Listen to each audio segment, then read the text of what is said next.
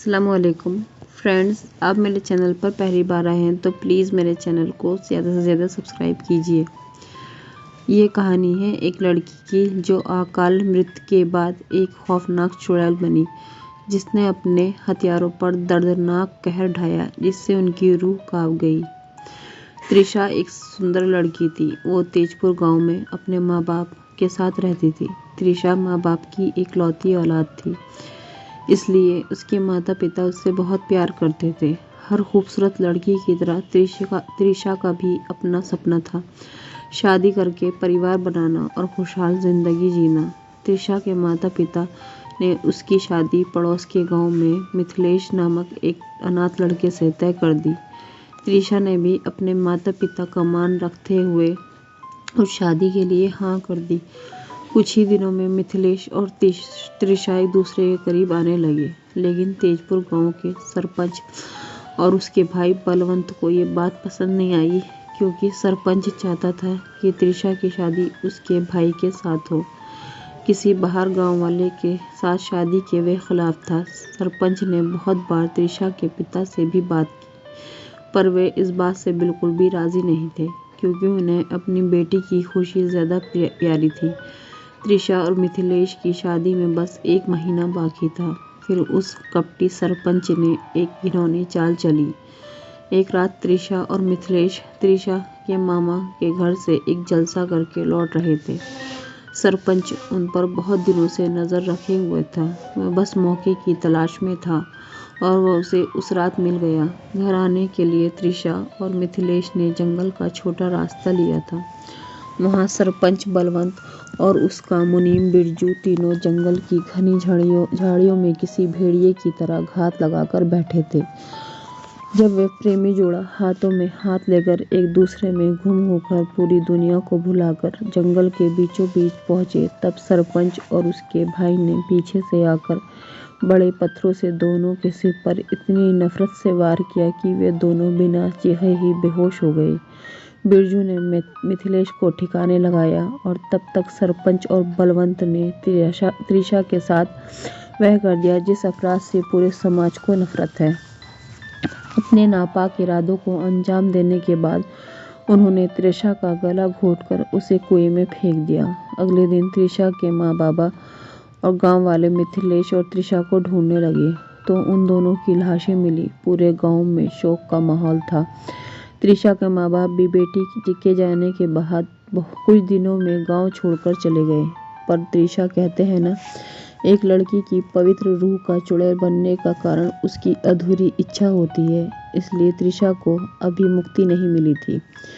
नियति से कहो ये बुरी किस्मत से एक शाम सरपंच बलवंत और बिरजू तीनों शहर के किसी गांव शराब खाने से लौट रहे थे और उन्होंने भी जंगल का वही छोटा रास्ता चुना। उस वक्त बलवंत नशे में नहीं था, इसलिए वह जीप चला रहा था और वह ठीक उसी जंगल के बीचों बीच धक्के खाकर गाड़ी खराब हुई जहां उन्होंने त्रिशा और मिथिलेश को मारा था। दिन ढलने में कुछ ही समय बाकी था। बलवंत ने जीप से उतरकर गाड़ी का बोनेट खोल के चेक किया। पता चला कि जीप में पानी पूरी तरह खत्म हो चुका है और उनके पास तो पीने के लिए भी पानी नहीं था। जब ये बात बलवंत ने उसके भाई सरपंच को बताई, तब उसने नशे की हालत में बलवंत को गालियां बकी और उसे पास के कुएं से पानी लाने का आदेश दिया। जीप के पीछे की सीट पर बिरजू भी नशे की हालत में सोया था। अब अकेले ही उसे जंगल के कुएं पर जाना था। बलवंत मरता क्या न करता, उसने गाड़ी से अपनी पानी की बोतल ली और पानी भरने के लिए अकेले ही कुएं की तरफ चल दिया। जब वह कुएं के नज़दीक पहुंचा, तब उसे वह सब याद आने लगा, कैसे उन्होंने त्रिशा की हत्या की और उसी कुएं में उसकी लाश फेंकी थी।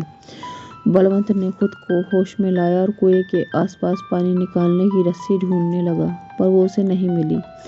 अब बलवंत कुएं से उतरने की नौबत आ गई, इसलिए वह मन ही मन डर भी रहा था, क्योंकि सूरज पूरी तरह ढलने में बस कुछ ही वक्त बाकी था। इसलिए बलवंत भागते भागते जीप के पास गया और जीप में से लालटेन और एक छोटी टॉर्च ले ली। बलवंत को बिरजू कुछ होश में लग रहा था, इसलिए उसने उसे भी अपने साथ ले लिया। फिर दोनों मिलकर कुएं के पास आ गए।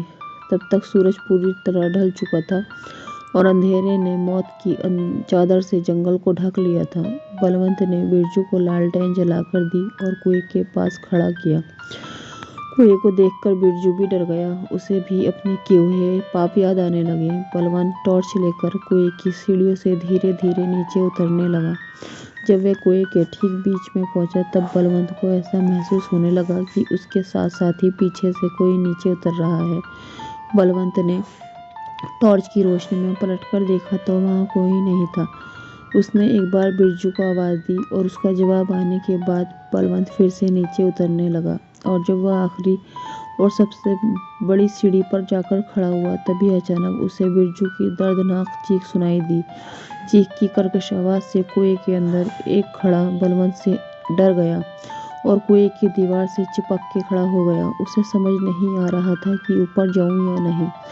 तभी अचानक तेजी से एक गोल आकार की चीज़ पानी में गिरी और टॉर्च की रोशनी भी बलवंत गिरती चीज़ को सही से देख नहीं पाया। आवाज़ से ही वो बेहद डर गया था और कुछ समय के लिए उसने आंखें बंद कर ली और उसकी आंख खुली तब सामने भयानक नज़ारा देख मौत की दहशत से उसकी रूह कांप गई। क्योंकि पानी में गिरी गोल आकार की चीज़ बिरजू का कटा सिर था और वो पानी पर तैर रहा था। कटे सिर की आंखें बलवंत पर ही टिकी थी, इसलिए बलवंत बिना पानी लिए ही कुएं से बाहर निकल आया। कुएं के बाहर बिरजू के शरीर के टुकड़े थे। वहां देखने के बाद बलवंत ने वहां से सरपट दौड़ लगाई।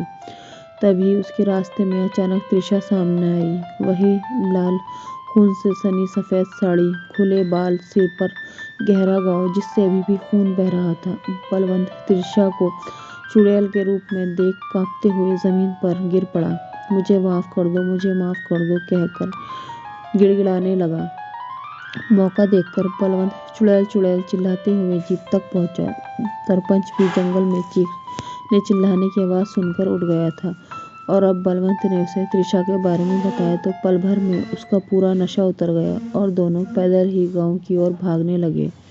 टॉर्च अब सरपंच के हाथ में थी और वह आगे और बलवंत पीछे पीछे भाग रहे थे। अचानक सरपंच को लगा कि वह सिर्फ अकेला ही भाग रहा है, इसलिए उसने पीछे मुड़कर देखा तो बलवंत अब पीछे नहीं था। उस वक्त पूरा जंगल बलवंत की मौत की चीख से गूंज उठा और सरपंच को एक आवाज़ सुनाई दी, सरपंच तुझे इतनी आसान मौत नहीं मिलेगी। तेरे पाप के तराजू में पाप की गिनती बहुत ज़्यादा है, तुझे एक बुरी मौत मिलेगी। सरपंच अपनी जान मुट्ठी में लेकर गांव की ओर भाग रहा था। तभी त्रिशा उसके सामने आकर खड़ी हुई और उसका वह भयानक रूप देखकर डर से सरपंच की गिग्गी बंध गई। मौत को सामने देखकर सरपंच और तेजी से भागने लगा। त्रिशा भी उसके पीछे पीछे आ रही थी। तभी सरपंच अचानक रुक गया क्योंकि उसके सामने खून से सना भारी मिथिलेश की प्रेत आत्मा खड़ी थी। पीछे चुड़ैल, आगे मिथिलेश। अब सरपंच धीरे धीरे डर हावी होने लगा। अतः डर से उसकी मति भ्रमित हो चुकी थी। वह हंस भी रहा था और बीच बीच में रो भी रहा था, माफ़ी भी मांग रहा था, गाली भी दे रहा था। अगली सुबह गांव के लोगों को सरपंच को कूड़ेदान पर बैठा मिला, जो वहां से कूड़ा करकट उठा कर खा रहा था। डर से उसने अपना मानसिक संतुलन खो दिया था। उसके अपने घर वाले भी उसे घर में न रख सके और कुछ ही दिनों में कूड़ेदान पर ही गांव के भटकने वाले पागल कुत्तों से खाना छीनते हुए उसकी झड़प में कुत्तों के एक समूह ने उसे जिंदा फाड़ दिया और वह सरपंच के बुरे कर्मों का अंत त्रिशा के कहने के अनुसार उसकी बहुत बुरी मौत हुई। त्रिशा की आत्मा को मुक्ति मिल गई। फ्रेंड्स, आपको मेरी कहानी पसंद आई है तो प्लीज़ मेरे चैनल को ज़्यादा से ज़्यादा सब्सक्राइब कीजिए। शुक्रिया। अल्लाह हाफिज़।